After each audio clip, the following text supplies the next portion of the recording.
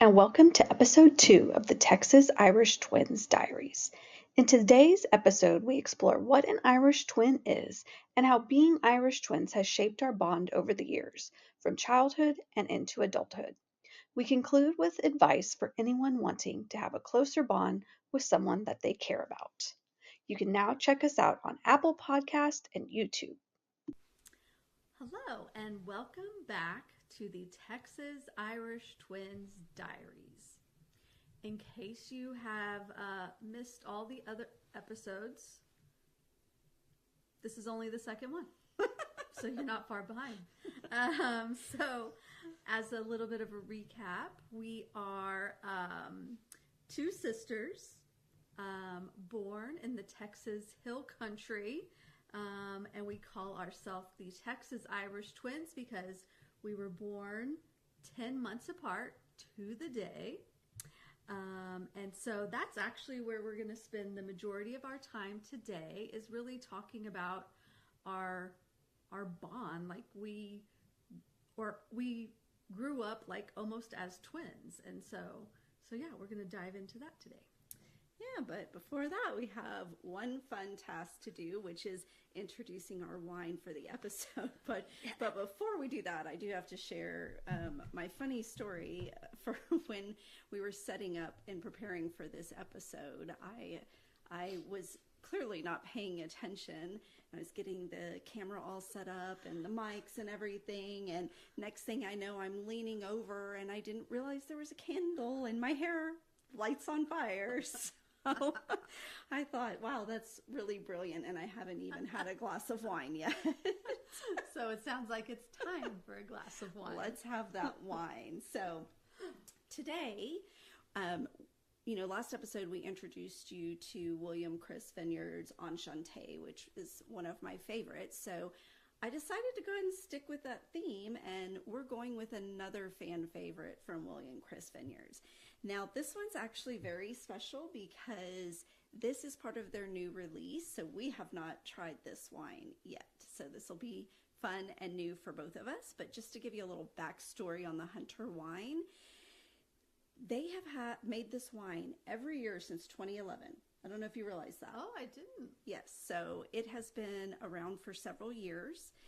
It is a red blend, and this bottle specifically, the 2023 Hunter, is expressively fruity and inherently spicy. And it's built to get better over time. So one of the things that I like to do with all of my wine is I always set back one bottle of my reds, and then I will save it for several years down the road to try it. So maybe we'll bring this back in 5 or 10 years if we're still here doing this. So this is a 68% Merlot, 19% Cabernet Sauvignon, and 13% Malbec vintage. And while I didn't have a good food pairing for us, I have these cute little gingerbread cookies that, maybe they'll add to that spicy flavor. And 'tis the season. Yes. Cheers. Salud.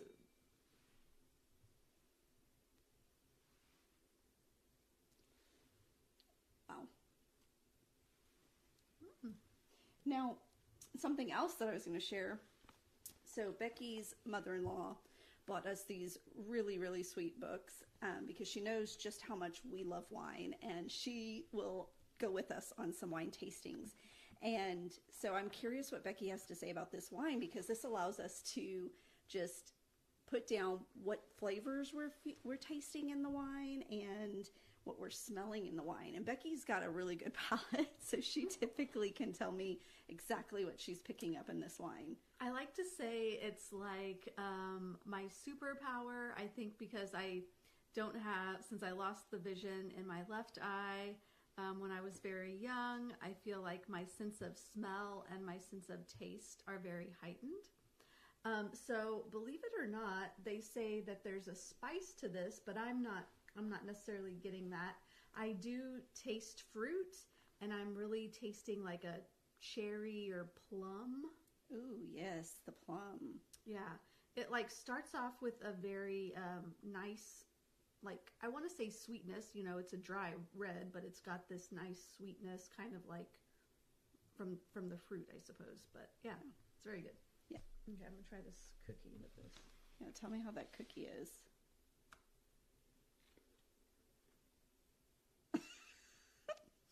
Your face is priceless. That seemed like it was a little tough, right? Very hard. The spices in that gingerbread don't taste very well. Very good. Have another sip of wine. Oh, yeah. This is going to be a fun episode, I think. We are having quite the evening here. So let's get into it. What does it mean, Becky, to be an Irish twin? Okay, let's see. So we did a quick Google search. We've always, thought that it's just siblings born within, a year span, which is pretty accurate. So, based on a Google search, Irish twins refers to siblings born to the same mother less than 12 months apart, often within the same calendar year, creating two children close in age, sometimes sharing the same school grade. Something that I learned is that this term originated in the United States in the late 19th or early 20th century. And it was used to, I don't like saying this, to disparage large Irish Catholic immigrant families who, either due to religious beliefs or lack of access to contraception, had closely spaced children, implying poor self-control or education. So yeah.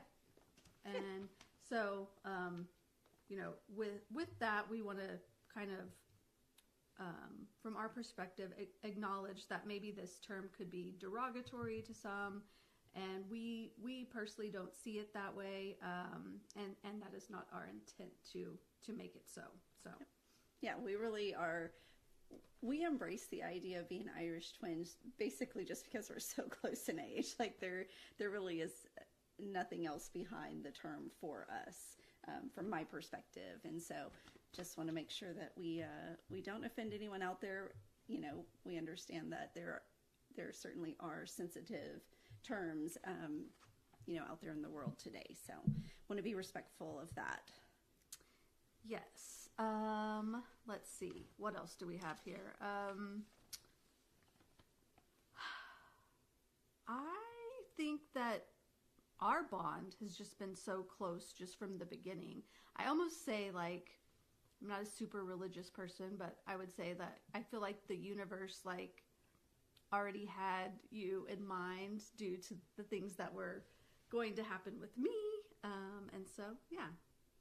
Yeah, I remember, like, going back to being, I think from the minute that I was born, I don't remember much of my childhood or being a baby at all, but I think a lot of our bond began, like you said, when I was born. You were going through your first surgery related to your cancer, and I think that we just were always kept so close. Our accommodations were always so very close that we really didn't have we never knew another way, right? Mm-hmm. And so I think we have always, and even to this day, always gravitated towards when we're spending time together, like, like tonight we'll have a sleepover and just hang out and probably watch a scary movie, which you'll find later on is one of our favorite things to do, is find a good scary movie and watch it together. So, I think the other thing that most people probably did think we were twins growing up, because I think our parents tended to dress us alike. Oh, yes. Yeah. When we were little, there are so many pictures of us in the same outfits. We would even sometimes share birthday parties together.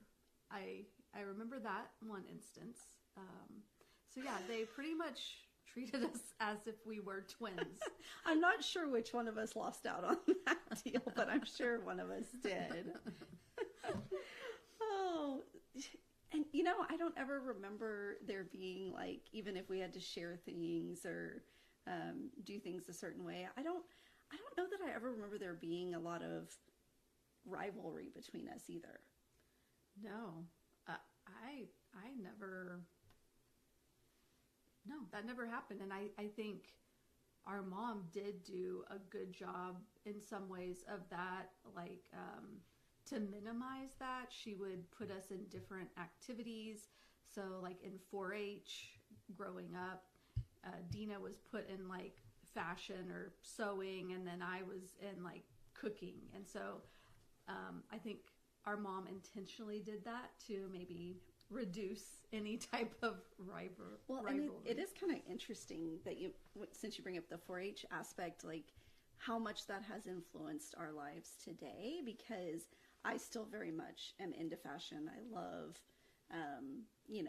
clothing, shoes, all the things, which you'll learn probably about me a little bit later down the road. But like, I learned to do basic sewing from that, and I think that really influenced who I was.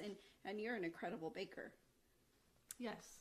I feel like I don't have the time to do it as much as I like, but I really, and cooking in general, I like to do that still to this day. And coming up, I'm gonna make a pumpkin roll. It's a fan favorite, so. Yeah, I think we just never really went into being super competitive with one another because we had our own interests and we never felt like we had to compete with one another. Yeah, I agree. So I think most people would wonder, Irish twins, born so close together, two littles.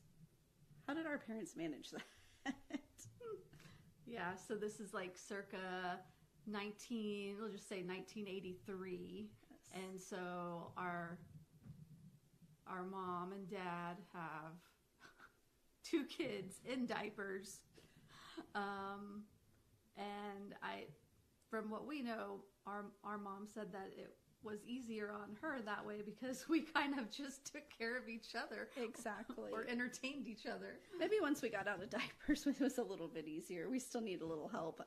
Speaking of diapers, I can remember, and I think this was, an old German way potentially, and even not having a lot of money. Our mother she used cloth diapers. I would not do that ever in my lifetime if I was raising a child, but kudos to her. Yeah, I've been down the diaper route, and nope, I'd rather just have something to throw away than deal with that. Not fun. But yes, I think that, in our first episode we mentioned, just waking up in the middle of the night trying to get to the dairy barn. We'd do that together. We were just 2 little children walking down a dirt road trying to get to the dairy barn. And I think those are such fun memories. And I think it just helped really solidify the bond that we have and that we've always had, because I know for me, I always felt like I could count on you. And I hope you felt like you could count on me as well. But it just really I think it always made me feel like I had somebody in my corner. Yeah. And, as we go along the podcast, I don't know how much we'll get into it, but, our parents, they divorced when I think I was in the 1st grade. And so I think going through that, having each other was also another thing that really just helped strengthen our already strong bond. So probably also negatively impacted our little sister, unfortunately, because we were so close that I think we kind of didn't give her the attention that maybe she needed during that time either, because we just naturally were so close. It wasn't that we were doing it intentionally, but I think that kind of probably happened. Yeah, it definitely did. And, a little bit of an age gap there too, but yeah. But it's been nice because that I feel like has gotten a lot better over the years. But this whole episode is about our bond, and I think what about some of the moments that we've had together as we played basketball together, we showed animals together, we bought our first home together. Like we've traveled together. Yes. Like we've been on 2 cruises together. One was just Dina and I. Mm-hmm. even when it's just the two of us, we like always find fun in something. We crack each other up, like, and then like when we need space, like we kind of just like can read each other's mind, like, okay, she needs a little time. Yes, So. definitely. Well, and one of the fun things about our bond is that I like to say that I'm the instigator and Becky's very much the doer. So I can usually talk her into doing anything, especially if there's been a little alcohol involved. And I'll never forget one of the first cruise, I guess, that we went on, first or second cruise we went on. We made friends with some of the people on the ship, and they invited us to come to the DJ stand at one of the clubs, and we were having a great time. And on that cruise ship, they were, I guess it was during Kentucky Derby. Yes, the Kentucky Derby. And so there were a bunch of people carrying around horses, and I don't know, I guess we decided that it would be funny to steal one of those horses, which probably not the nicest thing to do, but it did get returned, I promise. But I think it's a great idea, but I'm not actually going to do it because I'm very much a rule follower. And so Becky will do it. She waited for her opportunity and she snuck in there. Yeah, it was pretty funny. Our mom was on that cruise with us, by the way, and we were by the DJ, which like this, I guess this bar club. It was like not like 2 stories, but like there were stairs up to like a second balcony or whatever. And we were on that balcony and we were like looking down, and the gentleman with the horse was sitting, like there were these figurines, they're like that big, and it was sitting on the table or whatever. And like I was looking and I was like, man, I'm never gonna have like the right moment to like swipe this thing. And I just went for it, and I ran by that table, grabbed the horse, ran off, and went back up the balcony on the other side. And they didn't know what happened. They had no idea. They turned around and they're like, where is the horse? Somebody stole our horse. And we're up top dying. Well, then they come looking for the horse, and I think we were hiding. Mm-hmm. Yeah, we were hiding, and then the was he like the entertainment guy or whatever? He was like, this gave me the greatest idea for next week. We're gonna do a ransom with the horses. I forgot about that part. Yeah. Well, it was, in our minds, it was pretty epic. Just young kids, girls doing, silly things, and the horse did get returned, and yes, no harm. Yes, that we know of. Yeah. Oh my gosh. So, I guess maybe over the years, we've had our own adventures, but along the way, we've made lots of really cool friends, right? Mm-hmm. And those friendships have come and gone and whatnot. But do you think that our closeness has impacted any of those friendships in any way? Like, how do you feel about that? I don't think necessarily. I feel like we have this extreme closeness, but we also have this like independence or individuality separate from each other. And so yes, we do have some of the same friends, and then we have our own friends. So yeah, I to me that I don't think so. I agree with you. I think we're not always going to like each other's friends, but I think for the most part we do have some overlap in our friendships, and I think we just respect one another to know that we're not always going to like the same people. But I think one of the things that I find amusing about some of our friendships is, and I don't think any of them are really intentional, and the ones that maybe were are no longer our friends, but the people that actually try to get in between us and maybe kind of put a little wedge in between us, and it's so funny because it never works. Like, yeah. I don't know why they even try.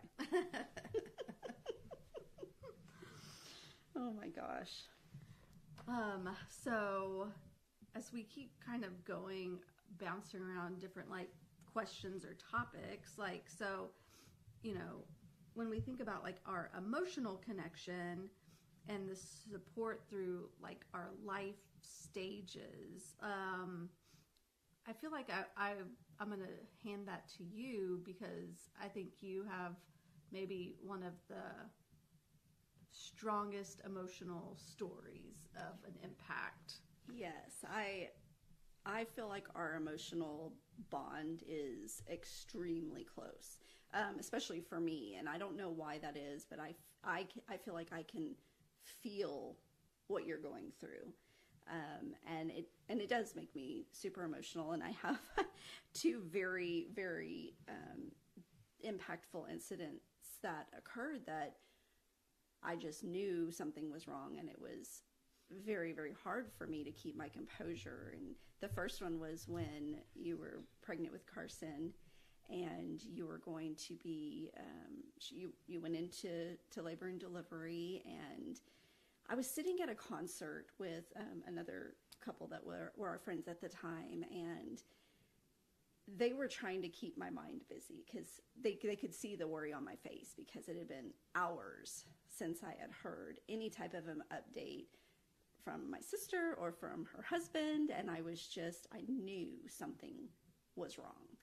And it, luckily I had people around me to help keep me a little bit grounded, but my nerves were a wreck, and I'll never forget that day or that night, because when I got the call finally from Jeremy, I just burst into tears, because one, the most important thing was she was okay. And I think that was the very first thing that he told me was, she's okay. And I think the second thing was like, when can I talk to her? When can I talk to her? Like, I needed to hear your voice in order to really feel at ease. And so that eventually happened. And then the second time that the emotional connection really came out was during one of your breast cancer surgeries. And I don't even know if I'll get through this one, because this was it's pretty rough. This one was really, really brutal, because I remember coming over the night before. My husband and I came over to eat dinner with you and Jeremy, and you were uneasy, Mm-hmm. and I think the rest of us were trying to convince you that everything was fine, it wasn't going to be a big deal. But I could certainly feel the uneasiness. And then this was during COVID and Mm-hmm. the COVID time period, and nobody could go to the hospital. Nobody could see you. And so you go into surgery, and and again, I knew something was wrong, because I wasn't getting regular updates from Jeremy. And next thing I knew, the phone call came in that you had an allergic reaction to the dye they used and flatlined. And I think I felt that when it happened. And I think that was probably the scariest moment in so many of our lives. But because of our bond, it was very, very terrifying for me to even think about losing you. And so I think, I was an emotional wreck, obviously. And I learned a lot about myself through that experience, though, because I don't tend to ask for help.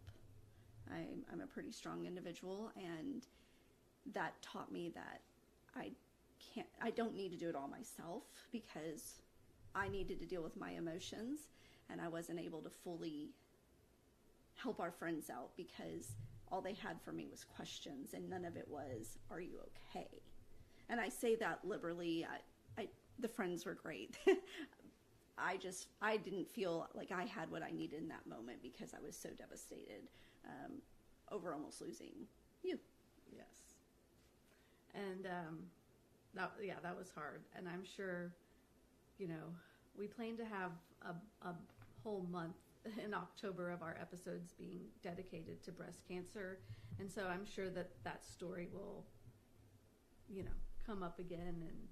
But that was definitely a hard time. So from my perspective, when we talk about emotional connection, there was this time that Dina was getting married, and I just was feeling like, man, she doesn't need me anymore. And it was rough, and I was in my feels about it for a while. I think maybe partly because I was in a pretty bad relationship at the time. I just remember going to like your dress fitting, and I think Randy's sister was there, and I was just like, I left crying and thinking, it's over. Like, we're not going to be close anymore. Obviously, once I got over that, like, but I definitely... I do think that went both ways, because we kind of would have these times where you would have someone in your life, and then I would be single, and I'd be like, oh, she's spending all her time with him. And then there'd be times where I had somebody in my life, and you probably felt the same way. And I think it was just, it goes back to, we always just had each other, and that's who we depended on. That's who we relied on. And maybe that's why it took us both so long to finally get married. And thankfully we were both very patient, and we found, our person through that. Yeah, for sure. For sure. Oh. All right. Well, so we've talked about a lot, and we've, I think it's pretty clear that we're very, very close, but how do you think we have maintained that as adults? Like, how do we keep that bond? You talked about, like, how challenging it was when I was getting married and you felt like I wasn't going to need you anymore, and that was part of our adulthood. So how do you think even after marriage we've kept that so strong? That's a good question. I mean, I think that, like, we both know that, like, you know what? This just popped in my head right now. I think that we both know that we're taken care of. Like, I know that you being with Randy, like, I never have to worry about your safety. So I think that could be a little bit of it. I think that, like, we still know that we're there for each other. Like, we don't have to talk every day, but, like, if I need you, I know you're going to be there. So I think it's still that bond. It just looks a little different. Yeah, I think that's a really good point.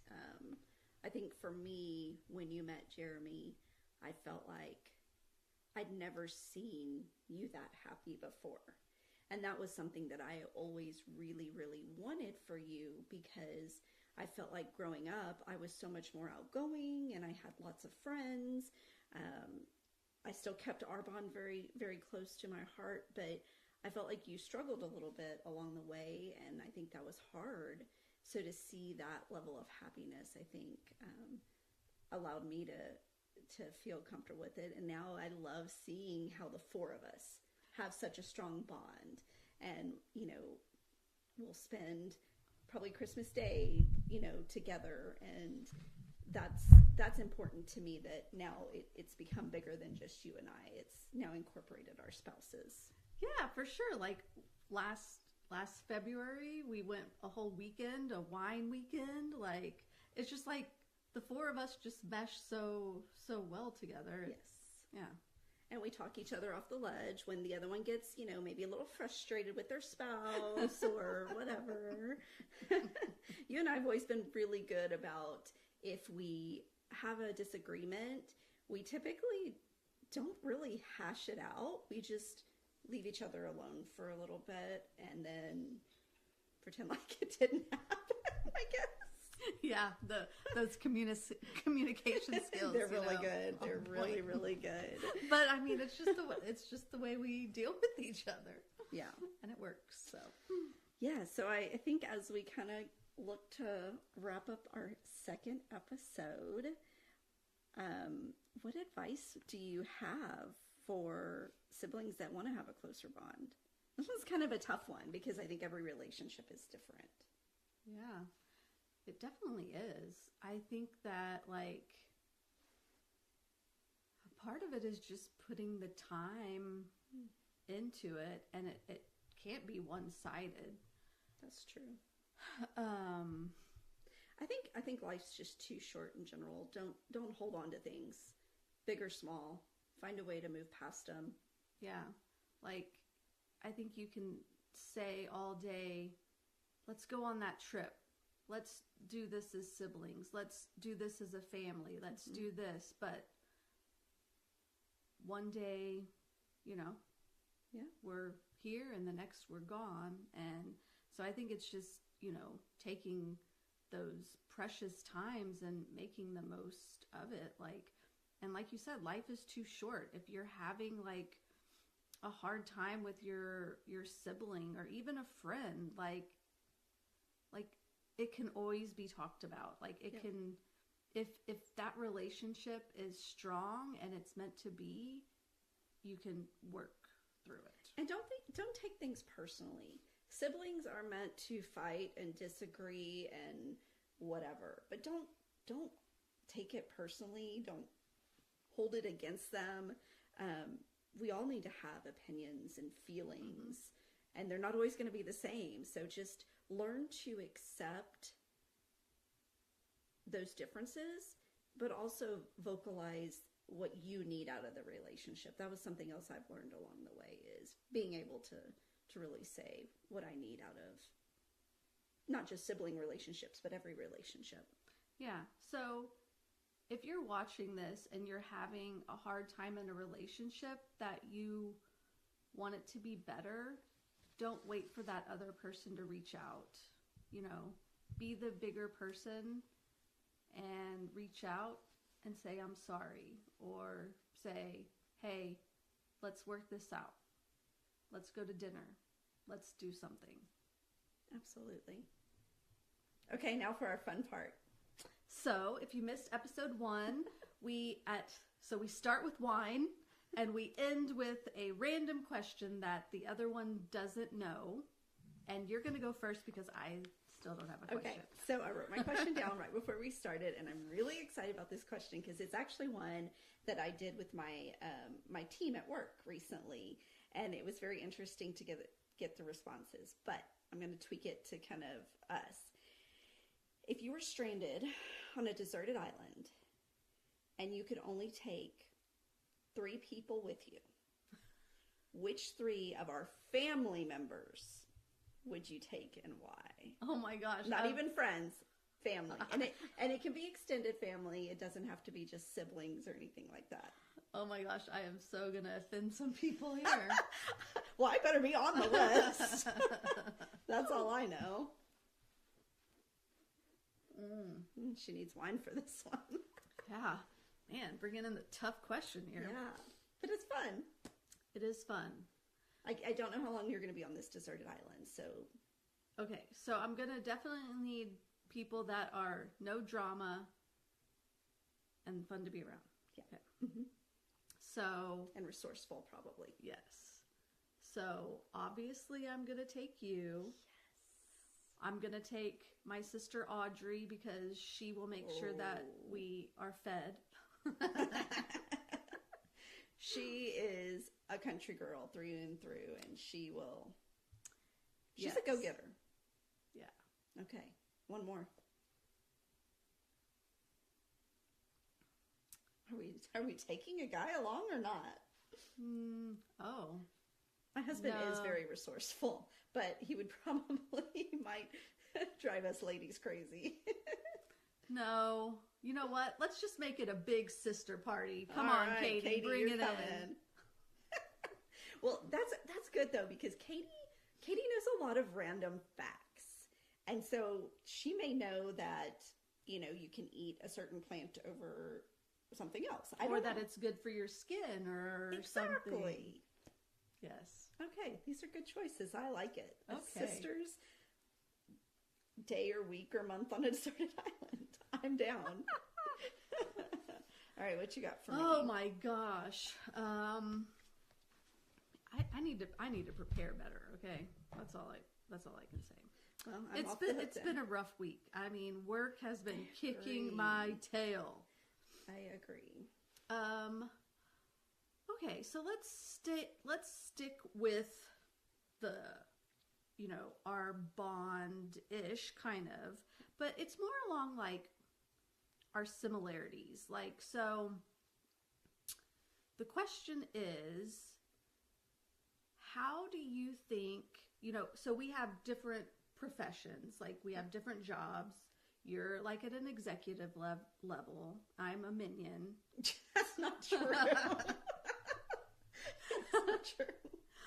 But in the work world, like, how do you think like we're similar? Like, how has like our similarities like made us successful? Like, we're organized and we're planners. That's very much, so crucial to success. I think one of my executives was telling me a story about how they got to meet the lady who developed the Spanx brand. And if I remember correctly, somewhere down the road, her and her husband went their separate ways. And maybe this is the wrong, I don't know if it's the correct person or not. But anyways, they were told they could take one person from the company. She was told, you can take one person. And she took the most organized person on the team. Not the smartest person or the one with the most sales in the company. So maybe it wasn't Spanx, it was something else. But anyways, the moral of the story is the most organized person is probably going to be one of your biggest assets. And so I think we both have those qualities. I think to some degree, you and I both kind of have a little bit of a passion for the legal side of things. In my job, I read a lot of contracts, even though I'm not a lawyer. And I actually really enjoy that part of my job. And I think you've had a touch in that, even explored potentially going to law school at one point. So yes, I did. I think, yeah, I definitely agree with that. Like, we are both highly organized, love to plan things. Tend to go a little over the top in that planning, but yeah, I like to solve problems, and Agreed. I think to do that you have to be strategic in the way you think. So absolutely awesome. All right. Well, thank you for joining us. Until next time.